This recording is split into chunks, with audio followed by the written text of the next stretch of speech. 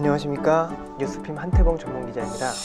오늘은 구글 챗GPT를 비기, 네이버가 더 위험한 이유는 이걸 주제로 한번 진행을 해보겠습니다. 이번에는 실수 안 한 바드, 구글 주가가 좀 안도 랠리를 했죠. 구글이 지난 5월 개발자 회의 때 그 투자자들이 초긴장을 하고 좀 보고 있었는데요. 왜냐면 이제 그 지난 2월에 구글 챗봇 바드가 실수를 연발했기 때문에 구글 인공지능 기술력 실망으로 주식 투매가 좀 많이 일어나서 CEO인 순다르 피차이가 이번 5월 개발자 회의 때 말하는 거에 일거수일투족을 모두가 좀 주목하고 있었습니다. 사실 발표장에 좀 긴장감도 가득했고 투자자들도 약간 초조해하고 있었는데요. 다행히 구글의 5월 개발자 회의 발표는 성공적이었습니다. 새로운 그 구글 바드가 이런 거 포함해서 25개의 제품에 구글이 인공지능 기술을 적용을 했는데요. 마이크로소프트의 빙보다 높은 인공지능 기술력을 좀 과시를 했고요.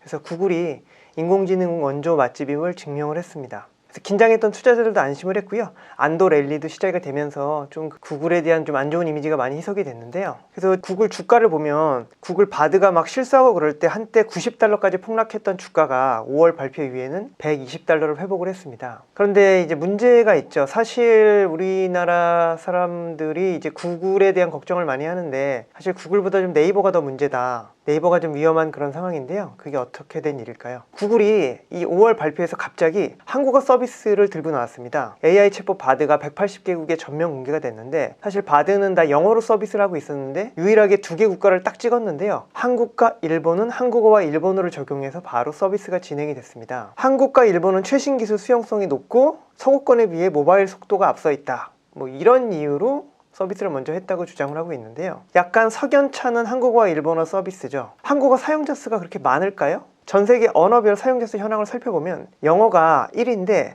이게 이제 그 모국어 외에 공용어나 제2외국어 포함해도 15억 명이 안 되거든요. 그리고 2위가 중국어, 3위가 힌두어. 힌두어가 6억 명, 스페인어가 거의 5억 명 넘게 쓰고 있는데 한국어 사용자 수는 뭐 1억 명도 안 되는 거죠. 8,170만 명. 이 정도밖에 안 되는데 이게 이제 북한 포함해서 그런 거고요. 그럼 한국어 순위가 고작 23인데 바로 두 번째로 한국어 서비스를 한다. 뭔가 좀 미심쩍은 부분이 있는 거죠. 구글의 CEO 순다르 피차이는 이렇게 말을 합니다. 서울에서 택시를 탔을 때 택시기사가 휴대폰을 동시에 3개 쓰는 게 기억에 강렬히 남았다. 옛날에 서울에 놀러 왔을 때 뭐 이런 얘기를 하는데 사실 뭐 이것도 설득력 있는 얘기는 아닌 거죠. 그래서 뭔가 순다르 피차이가 뭔가 숨기고 있다. 이렇게 의심을 하는 게 합리적이고요. 검색 시장에서 구글이 1등이 아닌 나라는 딱 3개입니다. 중국 바이두, 러시아 얀덱스, 그리고 한국의 네이버죠. 한국의 검색 점유율 변화를 보면은 5년 전과 비교해서 극적으로 좀 변화가 일어나는데요. 네이버는 2017년 4분기에 78.9%라는 압도적인 점유율을 보입니다. 하지만 5년이 지난 2022년 4분기에는 마이너스 16% 감소한 62.8%로 점유율이 많이 감소했죠. 구글은 2017년 4분기에 9%에 불과했는데 5년 지난 지금은 30%를 넘는 31.4%입니다. 22%가 급증을 했고요. 다음도 오히려 이제 9.7%가 5.1%로 굉장히 이제 축소가 되고 있는 그런 상황이죠. 의미심장하게 검색 점유율의 변화가 이뤄지고 있는데요. 챗 GTP가 등장한 이후에 네이버 점유율은 더 떨어졌습니다. 지금 네이버의 검색 점유율은 60%도 붕괴되어 있는 상황입니다. 네이버 검색 점유율이 하락하는 이유는 검색 품질이 좀 저하돼서 신뢰도가 좀 하락하기도 했고요. 블로그의 품질도 점점 낮아지고 있고 광고 협찬글이 많아져서 좀 악순환이 좀 반복되고 있죠. 그래서 검색 품질이 명백히 차이가 나는 게 구글이랑 네이버 검색해보면 확실히 그냥 단순 검색이 아니라 조금만 깊이 있는 검색을 원하면 품질 차이가 확연한 건 누구나 좀 느낄 수 있는 부분이거든요. 그래서 이런 의미심장한 바드의 한국어 서비스는 구글이 이번 기회에 한국 검색 시장을 장악하려는 본심을 드러낸 게 아닌가, 이런 의심을 사고 있습니다. 그렇다면 구글과 네이버의 자금력 차이는 어떨까요? 거의 넘사벽이죠. 인공지능 개발에서 가장 중요한 걸 2개를 꼽을 수 있는데 자금력과 데이터를 꼽을 수가 있습니다. 마이크로소프트와 구글과 네이버의 시가총액을 비교하면 마이크로소프트는 2145조 원, 알파벳 구글은 1378조 원, 네이버는 29조 원에 불과합니다. 특히 영업이익 격차는 정말 어마어마한데요. 마이크로소프트는 100조 원, 알파벳은 90조 원, 네이버는 1조 3천억에 불과합니다. 그래서 알파벳의 이 90조 원과 비교하면 네이버의 이익은 70분의 1밖에 되지 않습니다. 자금력의 격차가 어마어마하다고 볼 수 있는데요. 특히 최근에 오픈 AI, 챗 GPT를 만들어낸 오픈 AI는 적자가 어마어마합니다. 그런데 이 적자를 마이크로소프트가 지금 커버를 해주고 있는 그런 상황이거든요.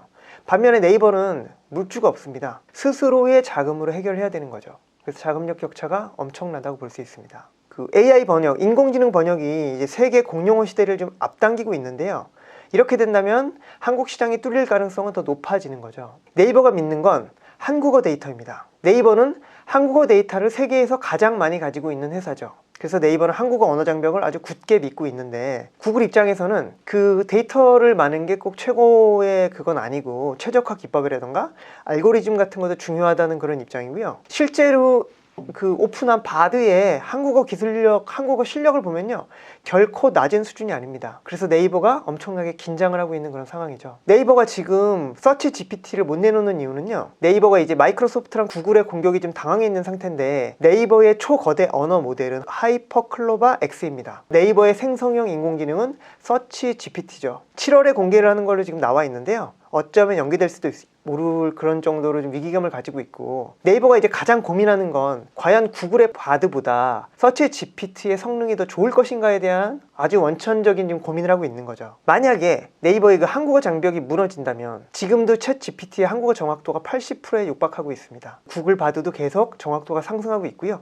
이대로라면 한국어 장벽이 무너져서 한국 시장이 뚫릴 가능성도 존재합니다. 그리고 또 문제는요, 구글이 일본 시장을 공략하고 있는데 사실 구글의 진짜 목표는 네이버가 아닌가 하는 의심이 드는 그런 상황입니다. 바드가 왜 일본어 서비스를 시작을 했을까요? 이건 이제 일본 검색 시장도 장악하는 의도가 숨겨져 있는데요, 구글의 일본 그 검색 점유율은 이미 70%를 넘고 있습니다. 근데 이번 기회에 아예 일본을 정복하려는 의도가 있는 것 같은데요, 일본 검색 점유율 현황을 살펴보면 구글이 73%, 야후가 23%, 마이크로소프트의 빙은 4%에 불과합니다. 구글은 이번 기회에 90% 이상의 점유율을 노리고 있는 그런 의심을 사고 있는데요, 근데 구글의 일본 공략이 왜 네이버가 유탄을 맞을까요? 일본 시장은 외견상 구글과 야후의 싸움입니다. 그런데 야후 재팬의 모회사인 Z홀딩스는 누구 거일까요? 네이버와 소프트뱅크가 각각 50%씩 지분을 나눠 가지고 있는 공동투자회사입니다. 다 아시겠지만 네이버 라인이 지금 일본을 완전히 장악하고 있는데, 일본에서 네이버 라인의 사용자 수는 무려 8,600만 명입니다.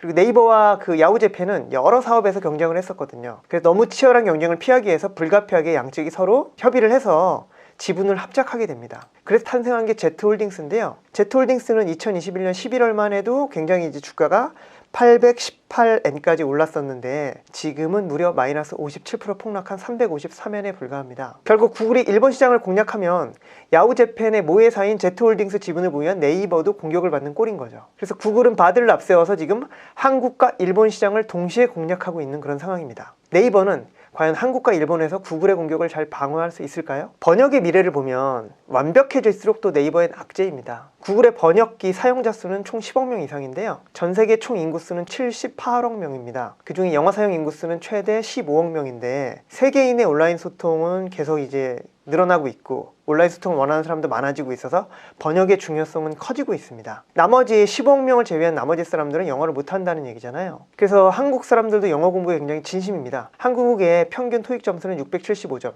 990점 만점 중에 675점인데요 세계 13위로 순위가 매년 상승하고 있습니다. 이렇게 좋은 성적을 거두고 있음에도 불구하고 여전히 나이 든 사람들 중 상당수는 영어를 못하죠. 일본은 더 심각해서 평균 토익 점수가 561점, 한국보다 114점이 부족합니다. 영어를 근데 모두가 영어를 잘하는 건 불가능하고요, 뭐 그럴 필요도 없는 거죠. 그래서 글로벌 비즈니스는 번역과 통역이 점점 더 중요해지고 있고 SNS를 이용한 세계인들이 연결이 되면서 번역이 더 중요해지고 있습니다. 번역 서비스가 온라인에서 세계인들을 연결하는데 아주 중요한 역할을 하고 있는 거죠. 수요도 커지고 있고요. 그런데 독일 번역 기업이 갑자기 이제 한국에서 돌풍을 일으키고 있는데요, 디벨이라고. 한국은 원래 네이버랑 파파고와 구글 번역의 양강 체제였는데요, 갑자기 혜성같이 독일의 디벨이 이제 등장을 했는데 이 기술력이 구글보다 훨씬 뛰어난 겁니다. 그래서 소비자들이 굉장히 좀 호평을 하고 있는데요, 디벨에 대해서. 그래서 디벨 그 CEO가 한국을 방문했습니다, 5월에. 그래서 8월부터 유료 서비스인 디벨 프로를 출시하겠다. 그리고 한국은 10년 내에 디벨의 5대 시장에 들어갈 것이다. 이렇게 호언장담을 하고 있는데요. 근데 여기서 저희가 생각해 봐야 될 게 있습니다. 번역이 완벽해질수록 네이버의 한국어 데이터 가치는 낮아지지 않을까요? 네이버에는 독이 될 수 있는 상황입니다. 네이버 주가를 살펴보면 2021년 7월에 46만 5천 원까지 갔다가 지금 현재 마이너스 55% 폭락한 20만 5천 원까지 약세를 보이고 있는 그런 상황입니다. 그래서 난공불락이었던 한국어 장벽이 정말 깨지면, 인공지능의 발달과 번역 기술의 발달로 견고한 성인 한국어 장벽이 깨지면 네이버는 과연 이 변화에 잘 대응할 수 있을까요? 한국의 데이터 주권이 걸린 싸움이 지금 시작되고 있습니다. 네이버와 구글의 인공지능, 번역, 그리고 검색 싸움, 네이버의 선전을 기원합니다. 다음 구글 2편에서 계속 되겠는데요, 구글 2편, 구글 유튜브의 폭발적 성장 틱톡으로 망가질까, 이런 주제로 다음 시간에 좀 진행을 해보도록 하겠습니다. 투자에 대한 최종 판단과 그 결과에 대한 책임은 투자자 본인에게 있습니다. 감사합니다.